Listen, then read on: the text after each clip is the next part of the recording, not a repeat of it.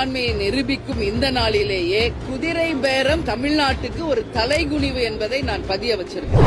அது மட்டும் கிடையாது, முகத்தை மூடிக்கொண்டு சென்று யாரையும் சந்திக்க வேண்டிய அவசியம் என்றைக்கும் எங்களுக்கு இல்லை என்பதையும் அன்னைக்கு முதலமைச்சர் அன்னைக்கு சொன்னார். ஆனால் இன்றைக்கு அவரது இல்லத்துக்கு முகத்தை மூடிக்கொண்டு சென்ற நபர் யார்?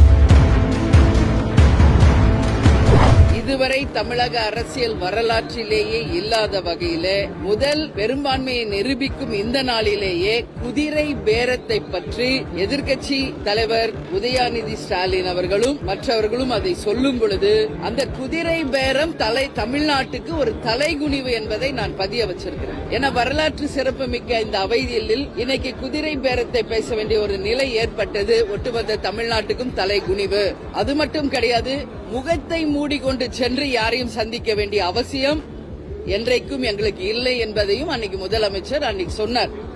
ஆனால் இன்றைக்கு அவரது இல்லத்துக்கு முகத்தை மூடிக்கொண்டு சென்ற நபர் யார் என்பதை அவர் விளக்க வேண்டும் என்பதையும் நான் இன்னைக்கு அவையில சொல்லியிருக்கிறேன்.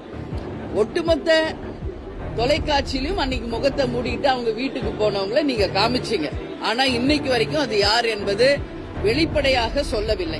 அதை வெளிப்படையாக மக்களுக்கு முதல்வர் சொல்ல வேண்டும் என்ற என் கருத்தையும் இன்னைக்கு பதிய வச்சிருக்கேன். ஜனநாயக ரீதியில மக்களுக்கான ஒரு நல்ல ஆட்சியா இது இருக்கணும் என்பதையும் என்னுடைய விருப்பமாக நான் சொல்லியிருக்கேன்.